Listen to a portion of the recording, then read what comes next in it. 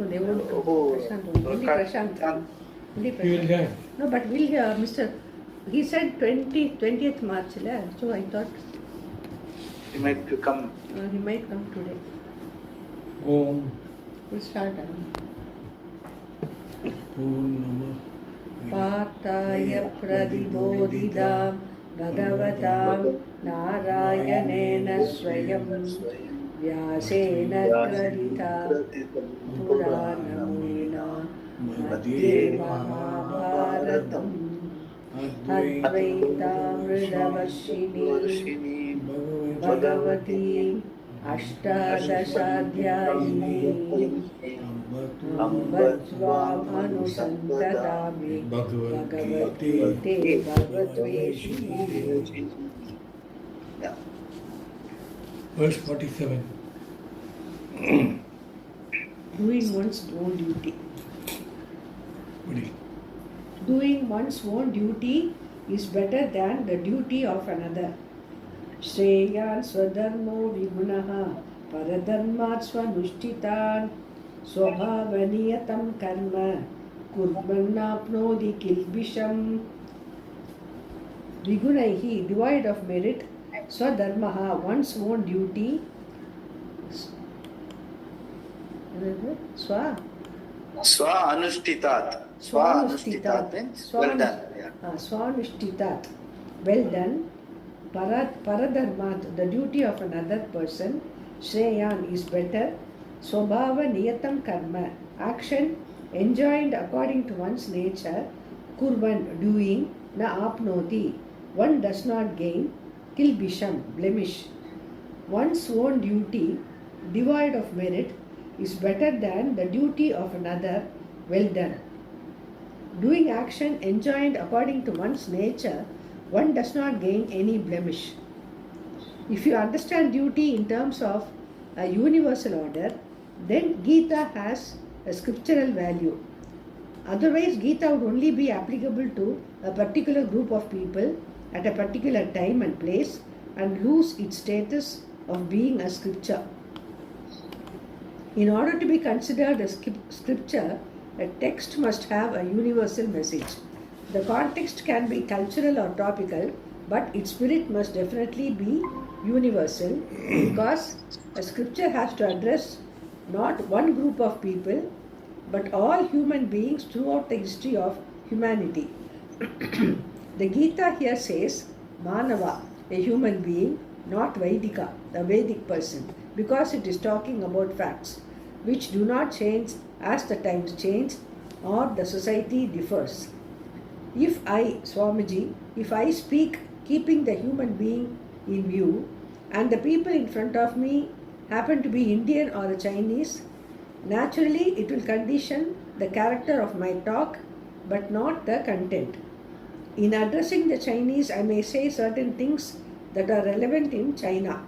There are topical issues at any given time and place in history which are pertinent to the people being addressed, and they will naturally form part of the discourse. The Bible, for instance, is a scripture because even when it is clearly addressing the fishermen, it keeps in view the people in general. In addressing the problems of the fishermen in the context familiar to them, it addresses the wider human problems. That is what makes it a scripture. Even though the form in which it is received can vary, the content of a scriptural message does not change in different situations and at different times. Here, the context Varnashrama is taken into account.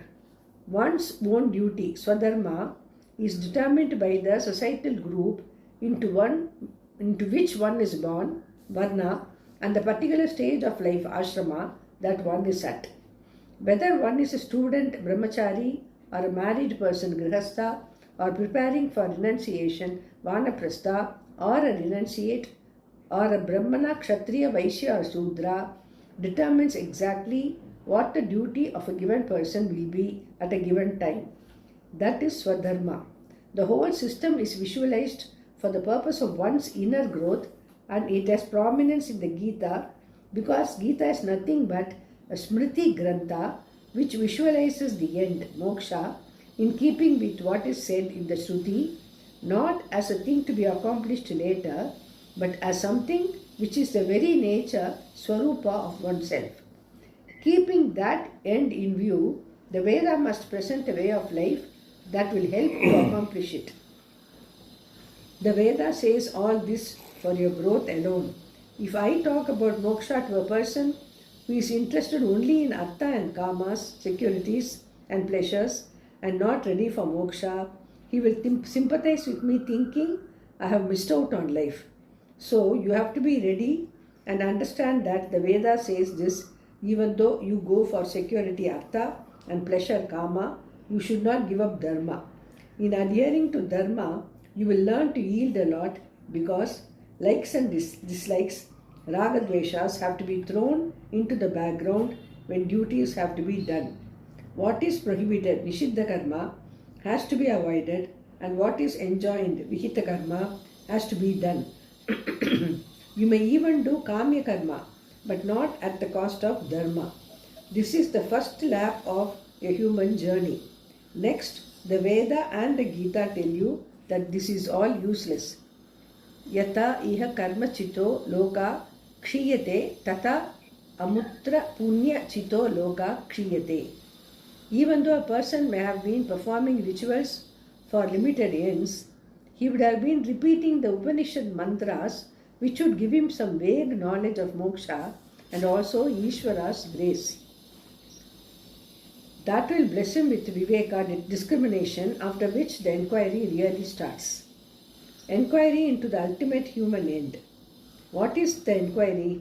The fundamental enquiry is into what exactly one wants in life, Purushartha Vichara. Even if a person discerns that he wants liberation, moksha, we have to look into what he means by liberation. For some, it amounts to a desire to go to heaven. It may not even be a well thought out positive desire for heaven as the end in life, but more a fear of going to hell as it is presented to him. Even that has to be inquired into. What is this hell they are talking about? Even though it's a belief, it has to be reasonable. Hell means painful experience, as heaven means pleasant experience. Both are finite, and being experienced cannot possibly be eternal. This is called Purushartha Vichara. Once a person understands that he cannot do anything to gain the eternal, his way of life changes. Until now, all his energy and time have been invested in the pursuit of artha kama and dharma or punya. Now everything is turned toward moksha because he has learned from analyzing his experiences and the experiences of others that no experience is going to help him. Many people do not learn even from their own experiences. This is another wonder. Even though all his predecessors have passed away and he knows and that he knows very well that he is standing in the queue, still he cannot think that he is also going to pass away. This is the greatest wonder. This is the power of Maya. When a person sees through all that naturally, whatever time he has is going to be invested in moksha. He has not sacrificed anything. He has just dropped what is not useful to him. What you do not have value for is not given up by you. You can talk about giving up if you give up something for which you have a value. But what can you say about parting with your garbage? If you have a value for moksha, what do you give up? Nothing. Yeah, he is talking about the process from where we start, that the pariksha lokan karmachitan nirveda maya brahmanaha nastya kritaha kritena tad vijnanartham. The whole process he is telling, even though sincerely wherever we are born, we have got some rituals, artha, kama pursuit, kamya karma pursuit and all that, but we find that all of them have got only limited ends. Whatever it is, even if you are sincere and follow, all have limited ends, but what you are definitely not satisfied with limited ends. You want a permanent, a sense of satisfaction before, as you proceed in life, you find that that is not happening, in spite of all your dharmic life and pursuing all your activities with this zest and enthusiasm. Slowly, once you understand that, then you will look for what it is, what will give me the freedom which will give me a lasting peace and happiness. then you come to, then you, by doing these rituals and living a dharmic life only, you would have already, because of your, all the rituals and all will have mantras. It will say Brahma Vitapno, Taittiriya Upanishad, people would have chanted Brahma Vitapno, Param Tatyesha Viktam, Satyam Jnanam Anantam Brahma, Yo Veda Nihitam Guhayam Parame Vyoman, Soshnute Sarvan Kaman Saha Brahmana Vipaschiteti. So Soshnute Sarvan Kaman Saha. When it is being chanted and the Purohit is chanting and we are doing the ritual, for our normal what you call homa and all that, and this is being chanted, what is it he says? So Snute Sarvan Kaman Saha.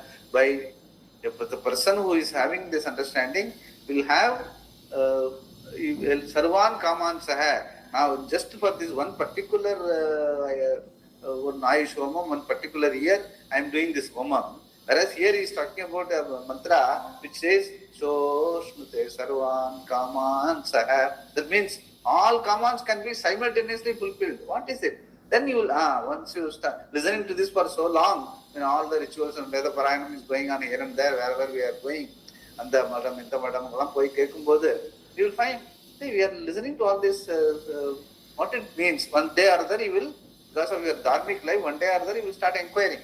At that time, you will find that, there is a possibility. Instead of just accumulating punya and going to heaven, coming back, going to heaven, coming back, is there a way by which I can, with this peace of mind and happiness eternally, forever?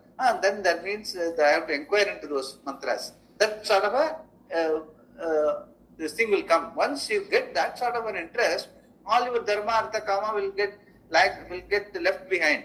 You will start ignoring them because you don't have a value for them. So you don't have a value for, you don't feel that you have left them all. No, after having done all that, your life through, you have understood now there's no point. I am looking for something different.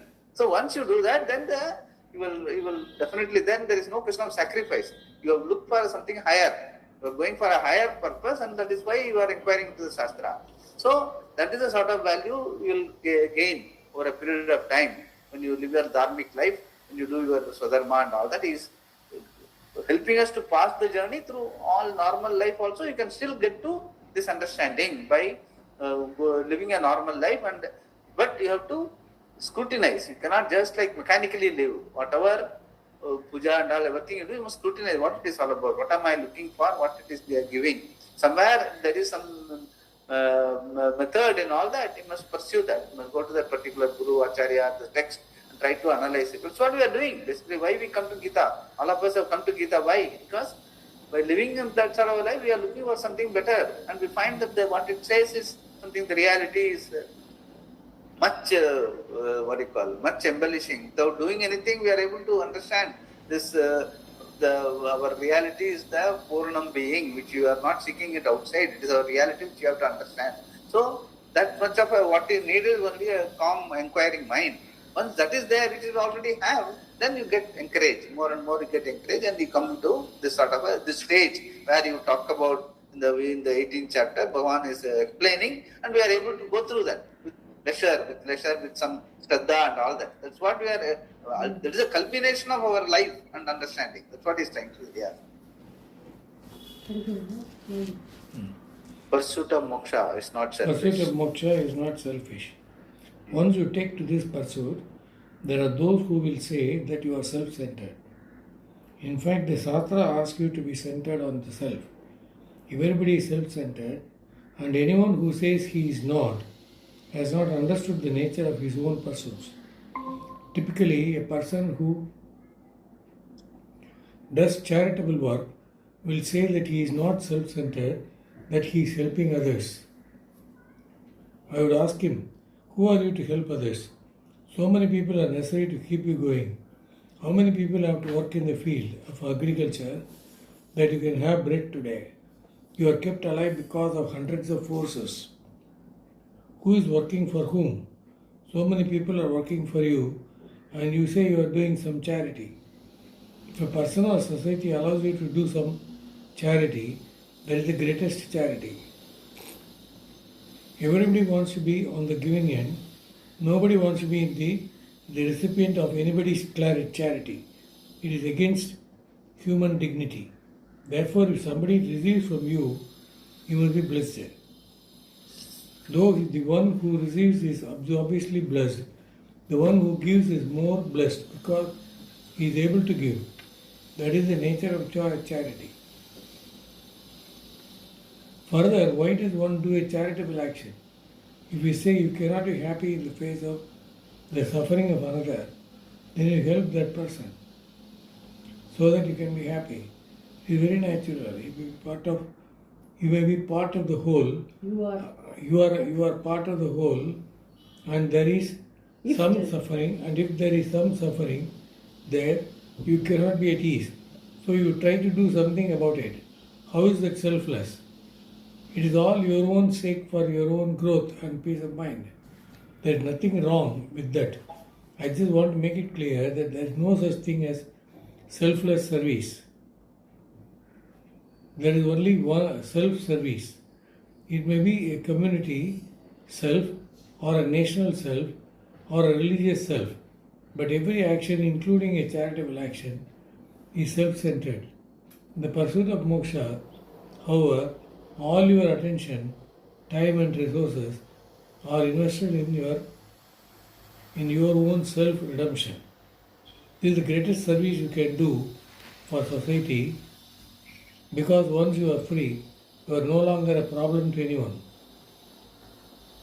Positively speaking, you become a refuge for others, and just by knowing you that they can at least discover the hope of freedom. That is a great service. To gain the necessary qualification for this freedom, a life of karma yoga is enjoined, whereby you become free from the hold of likes and dislikes, raga dveshas. Please note that I, Swamiji, do not say that you should be free from raga dveshas, because I do not consider that there was no ever anybody who was ever free from raga dveshas. Even Lord Krishna picked up only a flute, not a guitar.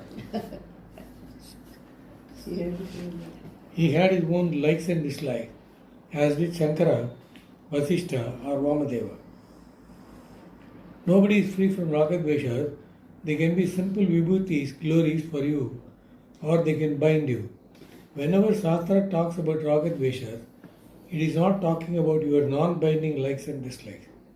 Though Krishna had a preference for playing the flute, it was not a raga, because if the flute were not to be available, he would not sit and cry. It means he had a non-binding liking for the flute. This is what we must understand. How can likes and dislikes blind? If a liking is not fulfilled, and frustration, depression, regret or anger sets in, it's a binding like. The preparedness of mind that we talk about is purely psychological, and psychological conditions are arrived at purely cognitively. The mind requires an appropriate attitude, which is the outcome of a cognitive appreciation of certain facts. If you understand clearly the nature and connection of karma and its result, karma phala, that is the cognitive appreciation. And because of that understanding, there is certain attitude. Attitude is always, after all, emotion and an adjustment in attitude. Born of your cognitive appreciation of certain facts is the method through which you grow up. The attitude is a symptom of your inner growth. So Swamiji is nicely summing up whatever he has been telling across various chapters. Yeah. Suppose you suddenly come across a situation which is not very pleasant. You cannot trace your course of action to the outcome you are facing, and so it comes to you as a great surprise, or it may be very pleasant. I want to talk. Swamiji, he says attitude is emotion, adjustment in attitude, born of your cognitive appreciation of certain facts, is the method through which you grow up. That is When somebody The space. Basically, you have a certain space. Emotion you appreciate. Yeah, I have an emotion. But I am able to cognitively appreciate an emotion. That itself gives you the space. See, it is not that you are emotional.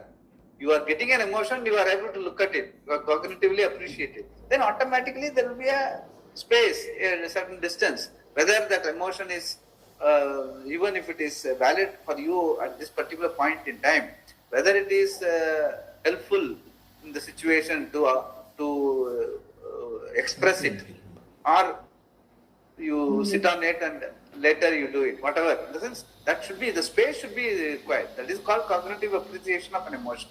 Emotion is not invalid, but if you have a cognitive appreciation, then you have a space. In the sense, you are not emotional, you have an emotion. Both are very different. That I have an emotion is different. I am emotional means you are, the sense, it is something like Atma is, body is Atma, but Atma is not body. Mind is Atma, but Atma is not the mind.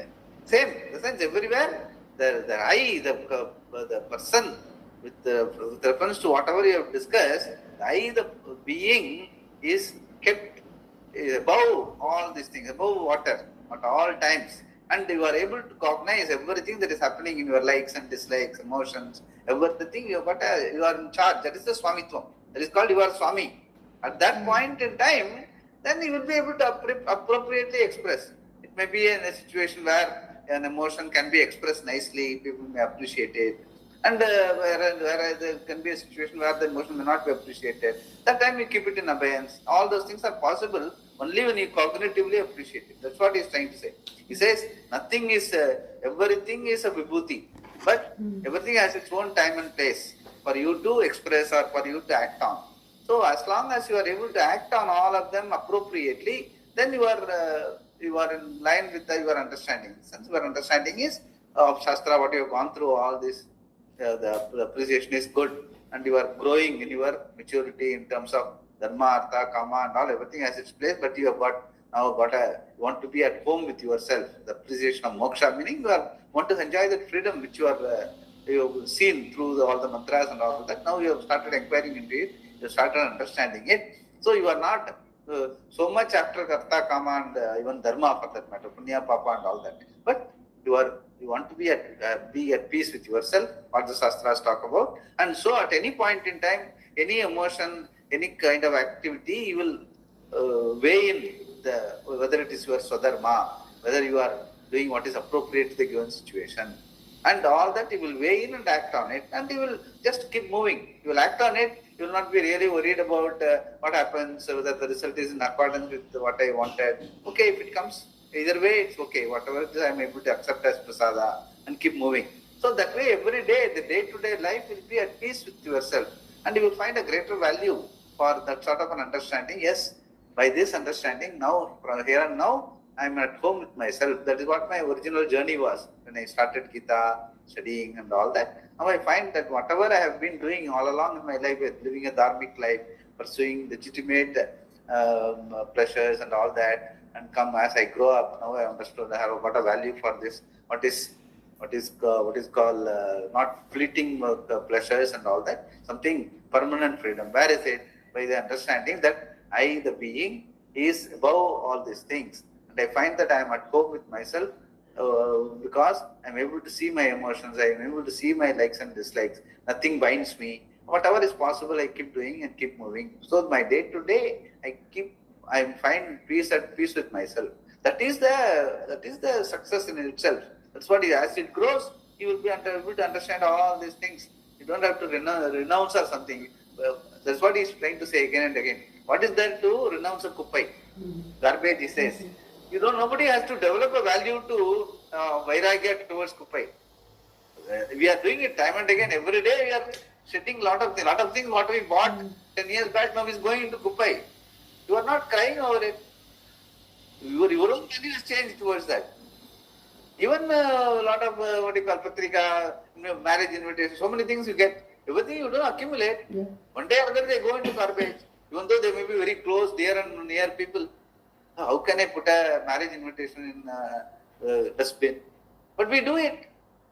Same way, the whole thing is we grow out of all our likes and dislikes, all our emotions and all that.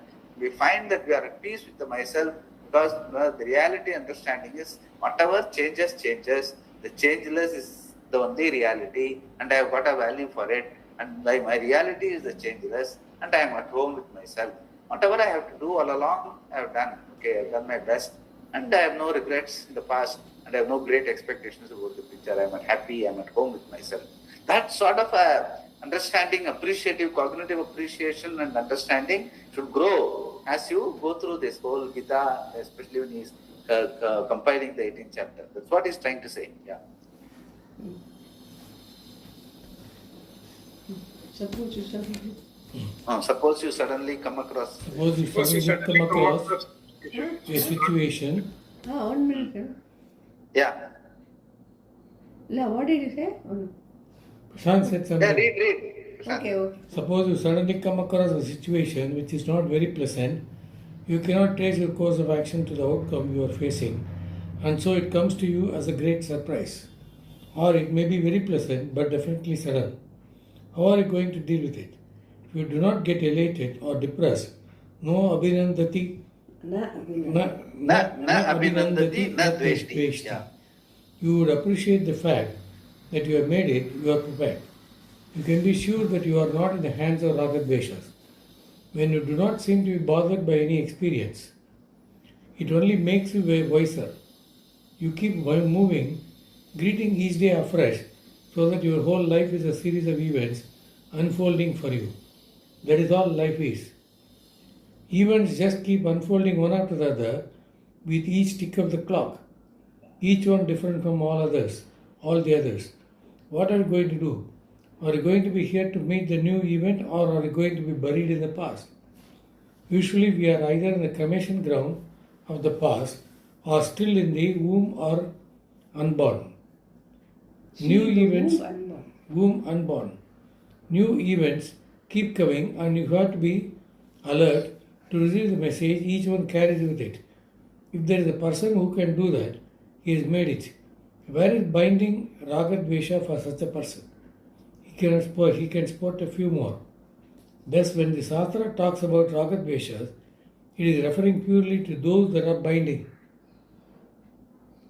This is important to understand, otherwise we will be working for something that is not possible, and illegitimately thinking that because we are ragadveshas, we have no knowledge, jnana. We are talking about moksha, freedom from trying to be somebody. A lot of people will say, be yourself. But how can I be myself when the self is not acceptable to me? The self must be acceptable, and that is where Vedanta comes in to show you that the self is absolutely acceptable. It is not simply validation of your problems, even though validation is very important in being fit for this knowledge. If you validate your problems, you understand that neither you nor anybody else has special problems. It's simply a situation, or 1 plus 1 being 2. Some situations produce certain other psychological situations.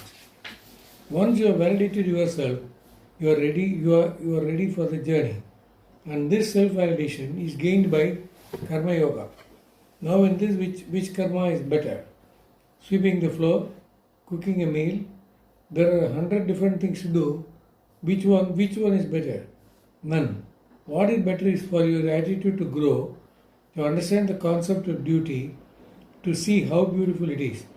Once duty as a system is available, you are safe, because there is no better system for growth. But humanity must be mature to accept that. An emotionally childish society cannot even understand what this is. It will see only disparity, control, etc. In fact, this is the greatest system if humanity is enlightened enough to appreciate it. There are different types of work, none of which is superior to another. People who have different skills, and we require different things to be done. And so different people do different things. This is very well defined in a varnashrama structure, but even if it is not there, duty becomes highly visible at any place, at any time. It does not even have to be told. That is what is being said here. Yeah. Vishal? If one's aim is inner growth, Swadharma is the best means. If your aim is growth, then our own duty is the Swadharma, the best. Swadharma Shreya. But if your aim is to accomplish something else, you have to look for things like where the power is, which profession is better, what type of education you must have, etc. It starts from the 5th grade onwards. If the vision is in anything other than your own growth, the Varnashrama system will not work. That is why it began to break down when people drifted away from the Vedic vision of life that keeps moksha as the end in view. Lord Krishna specifically mentions seeing the purpose of seeing the reality, Tattvajnana Artha Darshana, as a value. You should not lose sight of moksha as the end, because this is kept in view, everything will fall in order. See, this is what he is trying to say. Like in the 13th chapter, the last portion was Adhyatma Jnana Nityatvam Tattva Jnanartha Darshanam. When that is the value, then all other values he talked about from Amanitvam, Madambitvam, all those, wherever he talks about values in 7th chapter, in 12th chapter, everywhere, all those values will have meaning only if you have the Tattva Jnanartha Darshanam as a value. In the sense, the moksha, like the freedom. I want to be happy here and now. Whatever, wherever I am, whatever I am, I want to be living a sensible life, giving that freedom in my mind at all time, be cognitive of it, any emotion, any raga, dvesha, or any type of work, any society, I am able to be alert to that. I won't be, I will never lose a moment where I am not alert to my own emotion or the emotions of others. What is appropriate and what is not appropriate. What is appropriate is, even though Varnashrama Dharma may not be there, in a given situation I know what is appropriate. If I have a calm and very peaceful mind, automatically I will know this is what is to be done. I won't look for choices. I know this is what is to be done this time. I will not compromise on the quality of that work. I will go ahead and do it. And I will be at peace with myself, having done what I am supposed to do. Okay, result may be plus, minus, here and there. It doesn't really matter to you. So all that sort of a quality of living will appear only when you have that as a continuous, like you must be able to, Nool Pudichamadhi, that value should be there all the time. You will be able to backwork. Tattva Jnanartha Darshanam, my reality as I am here and now is the paramount understanding of my life. I am happy here and now. That should be the focus. From that, with that as focus, if you back calculate, right from Amanitvam, Madambitvam, Ahimsa, Kshanti, Arjam, Acharya, Upasana, all those things will fall in place. Then you will not have any doubts as to whether to do this or not and all that. At any point in time, you will be very clear as to what am I supposed to do in this situation in life. Then everything falls in order. That's what he is trying to say. Yes. If it is shifted, from there you have to. If it is shifted, then its place comes in search. Then in its place comes a search for security, artha, and pleasure, kama, and the system will fall apart. Because it is only suitable for inner growth with moksha as the aim. Yeah. Once that is recognized, any job is a good job, and anything you do is not binding. You do not look down upon another job, nor do you think some job is superior to the others. You may like one job more than the other according to your disposition. That is natural. But to think that something is worse or better, or choose on that basis, will not help. It never works. If you operate purely according to choice and choose only what you like, and if you do not get what you like, what will you do? It's better to like what you do than to always look for something that you like. Even if you find something you like, it will not take much time for you to find it monotonous and begin to look for something else. This goes on and on. Swadharma, even without merit, is better than Paradharma done well. This is the crux of the verse, this particular portion. Having explained the background, now he is getting to that. Yeah. When it is a question of inner growth, your own duty, not so well done, is better than the duty of another that is done well. Shreyan Swadharmo Vigunaihi Paradharmat Swanishtitat. Anushthanam we say, no? Swanishtitat, yeah. Swanishtitat. Shankara notes that we have to add here the word even api here, so that even if your duty is not well done, It is better than doing the duty of somebody else well. The word vigunaihi can also be understood as something which is not pleasant. Even if your duty is not liked by you or not very remunerative or respected, it is better than the duty of another which is well performed. It is interesting that he uses the word Shreyan here, which has the meaning of exceedingly praiseworthy, Atishayena Rasha. Atishayena prasastaha. Prasastaha means praising, praiseworthy. Atishayena. Shreyan means something more than praiseworthy. It is very well appreciated. That's what he means by Shreyan. What he says is, when the Shankara uses the word Shreyan, he says, doing your duty, even though you may not like it for the time being, doing your duty is always better than keeping on looking for something else, what I can do, because I know that better, I will go and do that. So thinking that way, doing my duty is Shreyan. This is more than praiseworthy, something much more than that. That's what he's trying to say. Yeah. Doing one's own duty is even psychologically very important, because in the Varnashrama system especially, one's dharma is determined by one's disposition. Swabhava niyatam karma, according to the proportion of sattva, rajas or tamas, which partially accounts for one's psychological makeup. Certain karma was mentioned by the Shastra. Doing that, one does not incur any fault. Kurvan apnoti kilbisham. Kurvanna apnoti kilbisham. Kurvanna apnoti kilbisham. The idea is that when one does one's own duty, there is no conflict or further problem. This can be a good basis for the healthy psychology of a human being, and here it is part of the means of preparation for the knowledge that you are the whole. What is enjoined according to one's own disposition is called Swabhava niyatam karma. Doing the duty that is enjoined according to one's disposition, one does not gather any kind of impurity, na apnoti kilpisham, because in expressing oneself according to the composition of one's gunas, one has no conflict. This is a psychological truth. When you go against your natural disposition, you are trying to do something that is not true to yourself, and therefore it creates conflicts and does not help with your inner growth. See, that is where, the Varnashrama Dharma, what it helps is this, because it is guna karma vibhaka saha. The sense guna also is involved, like your disposition also is in that direction, and your karma also is in that direction. So, very less chance of creating a conflict. But now when there is the Varnashrama Dharma is not there, the guna karma vibhaga is not there, your disposition may be something, but your duty, what you have taken up as a job or something may be different. There is a gap, there can be a gap. So there can be still problem. In today's society, there can be still problem because it is not guna karma vibhaga saha. So that you have to be intelligent enough. Suppose your disposition, your basic disposition is not in line with the job which you are doing. Even though you have to be doing your duty, you cannot fall short of that. But you can find a way to get a job or something which will be suiting your disposition.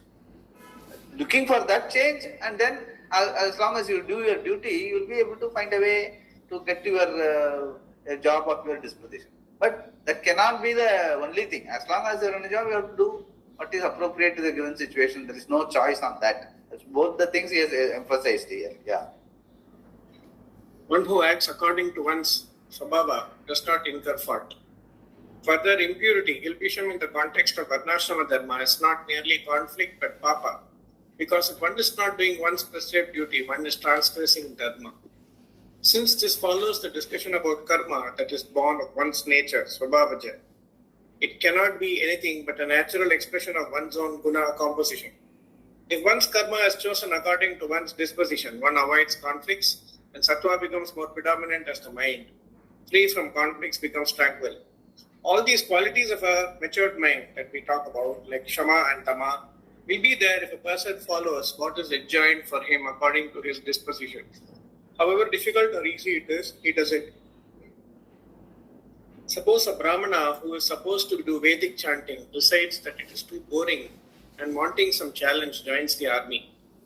His natural disposition being what it is, he cannot be a good soldier, nor can he be a good Brahmana when he is in the army, so it's a problem. Whether there is a system that prescribes a duty or duty is determined by disposition, we have to understand that this is all for the purposes of inner growth. The mind is given to tranquility and it can also be restless, etc. And therefore, there is a certain process of growth involved for our mind, antakarana. Just as there is physical maturity for the body and an intellectual maturity for the mind, there is also an emotional maturity for the mind. The mind has to grow not only in terms of knowledge, but also in terms of its capacity to properly interpret and respond to different situations. It is very clear that the growth of the mind is not just in terms of information. Preceding generations did not have the information we have, yet they seem to understand certain facts which we have to know. What is right living? What is wrong living? How to face situations and so on. That has always been the same for Stone Age man as well as the modern man. If the modern man's computer does not work, he gets upset. When the Stone Age man's tool broke, he also had a mind to deal with. Problem is the same. You have to deal with the mind, and any amount of information does not really alter the situation. Whether we have more information or less information, life has to be lived, and that means each has to face his or her mind. Emotion has to be mastered, which involves growth in so far as your emotional life and understanding are concerned. There are two types of mental growth. One is cognitive and one is therapeutic. Maturity that you can gain cognitively is what the Gita talks about, and therapeutic growth is gained through your life experiences, primarily your interactions with people. All you have to do is marry and have a couple of children. This is what our forefathers did, and it was good enough for them. Anyone who has done it knows that to live with another person all your lifetime is not easy. Necessarily, you will grow. Once the mind has matured, all you require is pramana, nothing else. So the whole life is for shaping the mind. Suppose you have to study calculus. How many years do you have to prepare for it? Many. Here you have to understand I'm infinite. If it takes some time to prepare you for that, it is understandable and it does not matter, it is worth it. The whole effort on your part is the preparation of the mind. Then all you need is the pramana, the means of knowledge to understand Tattvam Asi. That understanding does not take time. It's a preparation that takes time. And because the Gita shows you how to take care of that, it's a Yoga Shastra. Shankara's introduction to the next verse. Introducing the next verse, Shankara illustrates with an example. Actually, one question, Swamiji, says,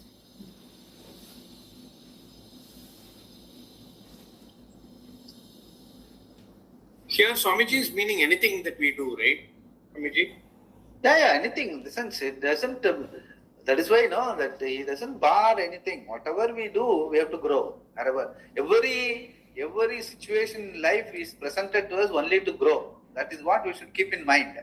We should be able to grow in our maturity and emotionally, and the prepared mind, a relatively tranquil mind should be our objective, so that I understand that absolute tranquility is the wherein I don't. There is an absolutely tranquil mind. There is no demand on the mind. There is no want. There is no lack. There is by time wise. There even sometimes you find that time, space, you are not. They have become irrelevant. You are just in the moment. You are happy by yourself. Time, space. What we say is timeless, spaceless, objectless being that you are already with. Only that we are now putting it in words. What it means. Shastra, what it has done is, what is your reality? What is you are happy with? Atmanastu kamaya sarvam priyam bhavati. That I want to be happy with myself. What it means, that is what is being articulated through the Shastra. Timeless, spaceless, objectless being. It is not something, it is not coming through information or knowledge by some research and all that. It is our reality which we have all the time when you are going to sleep, when you are having a peaceful moment. So you have to look for a peaceful moment. The peaceful moment comes on you only when you do. There is an internal, there is no conflict. What I think and what I do and what I say, everything is aligned, arjavam. Though that is why given it as a value. For that, you must have the courage to think right, speak right, do right. And you must be able to analyze what I am thinking, what is all those things. If you really look into each one of them and scrutinize and arrive at what is proper as per the dharma, which is available, all the values and all that, then you will be able to receive a richer situation wherein every moment you live arjavam. Every value is important. Like the alignment between thought, word and deed, if it is there, emotionally you are stable and you are happy in that moment. You are not really bothered about the past or the future. Timeless, spaceless, objectless being you become. So then you have a value for it. Then you will like to cherish that value all through your life, wherever you are, whatever you are doing. Every time you do something, you will do what is appropriate to the and keep moving. That's all. Something may be as per your expectation, something may not be as per your. Next time you correct it, correct the situation, correct your way of approach, and keep doing that. It may not really work out. Maybe after some time you find that no, somehow it's not working. If I get a better opportunity in what you call in alignment with my disposition, I will go. But till the time I will try. I will not give way to despair. All these things now is very important. That's what he's trying to say. Yeah. It is meant for every station in life. It is not only for since you grow. Like you grow into it automatically over a period of time. Once you grow, like he says, marriage and children when they grow up, and all the over a period of time you will discontinue certain activities are not essential. Everything has been done. Whatever it need to be done, karma has been done successfully. Then slowly you will move away. You will spend more time with yourself, wherever you are, whatever you are. And that recently also there was one beautiful discussion in Kaivalya Upanishad and also Ashtavakra Gita. He was generally we talk about Janaka. Even Gita, lot of time places we are talked about Janaka. Janaka. Why people talk about Janaka is without going away from the situation. We here and now I want to be a happy person. You don't tell me you must go there, you must go into the forest and all that. So that is not practicable, especially in today's society. So wherever I am, what station I am, I must be happy. That's why the Janaka's example is given. How Janaka has been happy in spite of being in the palace and all that. So the question is, when Janaka is asked, how are you? Even though you have understood everything, you are supposed to keep away from everything. Why are you still indulging in all these palace activities and all that? That is why he says, no, I am not. I don't belong to any ashrama. I am an atyashrami.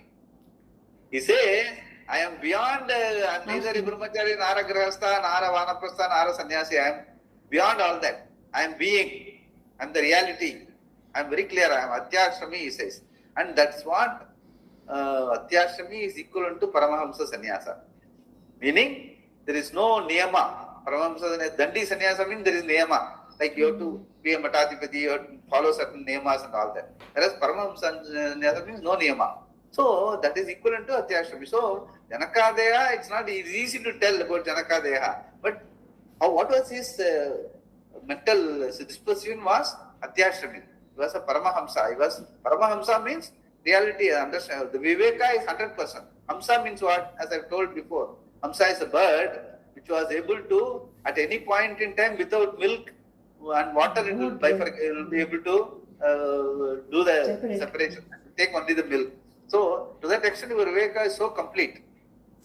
And when said Paramahamsa means Viveka is complete. So, wherever you are, if your Viveka is complete, you are a Paramahamsa sannyasi, you are an Adyashrami. So, it doesn't matter where you are, but whether you are, where you are being honest about it, or you want to just be there in the house and enjoy all the pleasures, but at the same time tell that I am Paramahamsa. No, it doesn't work that way. That means even if a small mistake somebody tells you, start shouting. Then where is the question of your Viveka? Doesn't happen. So it's all ultimately it's all in the mind. It's all what exactly the disposition, how far you are honest about it. That's what he's trying to say. Yeah. Introducing the next verse, Shankara illustrates with an example the statement that when one does the karma that is enjoined according to one's nature, Swabhava Niyatam, one does not incur any fault. He says it is like the situation where a worm that is born of a poisonous worm is not harmed by that poison. The poison of the worm is harmful for all of us, but not for the worm itself or its offspring. Similarly, even though your own dharma may be ill-performed, it will not destroy you, but doing the dharma of others will. By doing exactly what is in keeping with your disposition, you do not create any conflict for yourself and you quickly grow out of raga dveshas. Therefore, a change of duty is not necessary in order to grow. It may be necessary if you want to earn more or gain some power, etc., but not to grow emotionally and spiritually. Karma Yoga, doing one's duty with the proper attitude, is all that is required. Seeing one's dharma as something that is to be done and looking upon dharma itself as Ishvara, a person gains success. Siddham vindati manavaha, as it was said before. Yeah, most important. That pravritti bhutanam yana sarvanta. So karmana tamma abhyarchya siddhim vindati manava. That's what he's talking about. Yeah. Giving up karma is not an option either for the enlightened jnani or the ignorant. It is not possible for the ignorant person to give up karma, and the jnani does not give up karma physically. But by knowledge, he gives up his notion of agency, kartritva. Even a jnani, if he becomes a sannyasi, has to go for bhiksha, which is karma. Nobody can physically give up all karmas, but we can say that a jnani does not perform karma because he does not look upon himself as a doer. That is the real renunciation.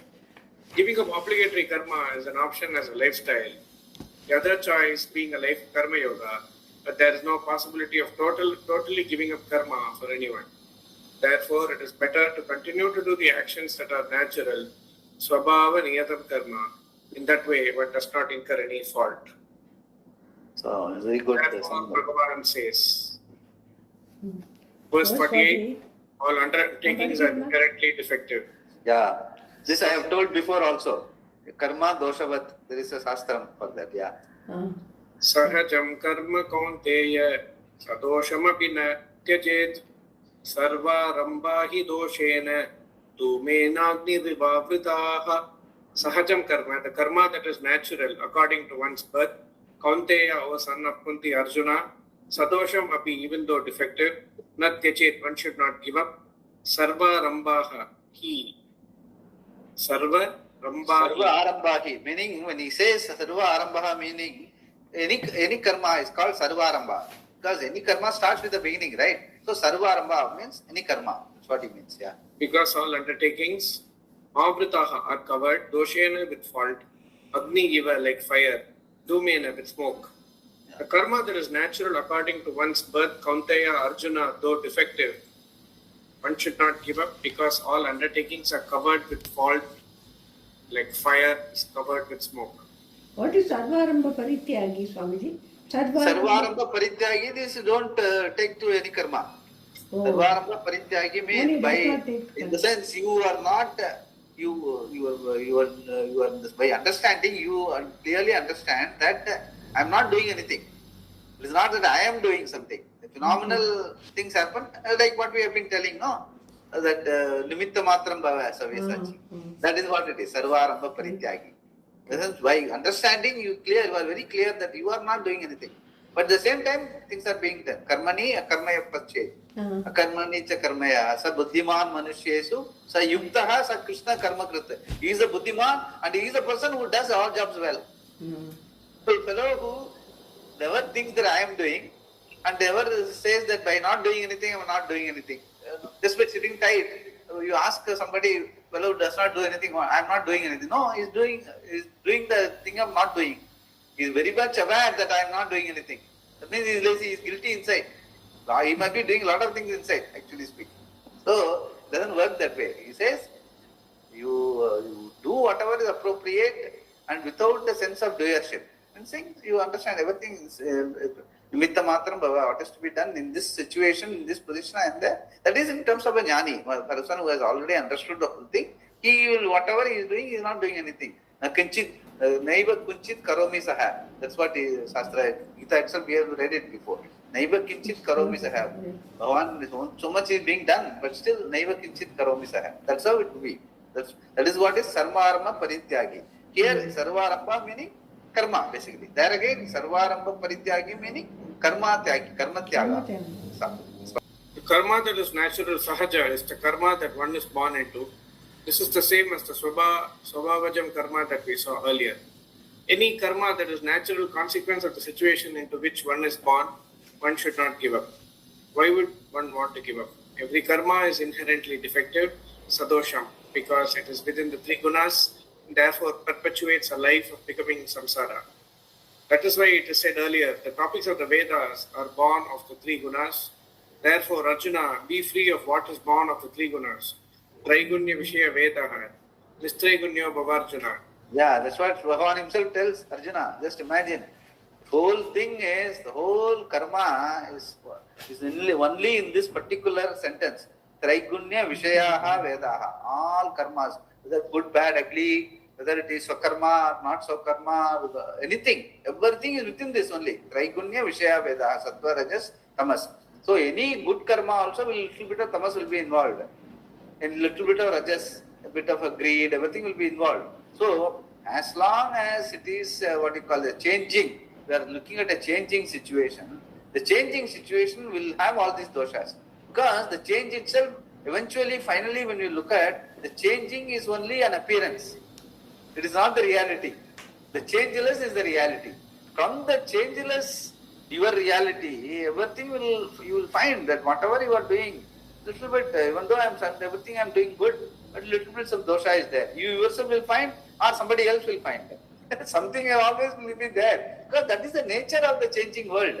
The changing world, whether it is on a very ideal situation or a difficult situation, will always be a mixture of all the three gunas. So plus minus will always be there. That is a given. When you are working on any karma, even if you are working it as a karma yoga, still it involves karma. So dosham will be there. That's what he says. It is a realistic way of looking at it. Because traigunya vishayaha vedaha.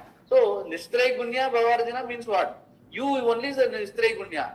You are the only reality which is nistraigunya. Then be that way, be there, and look at all these things as a part of the karma, swadharma, as part of the phenomenal world, or part of Nimitta matram bhava savyasachi. So at that, all the time we retain that space. That space is the freedom. That is moksha.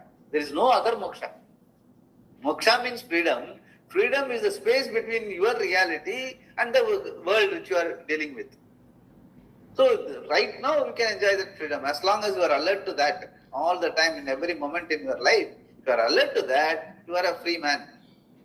Wherever you are, whatever you are doing. But you must be alert to that. And okay, give it your best shot. If it is too much of tamas is there, try to grow into rajas.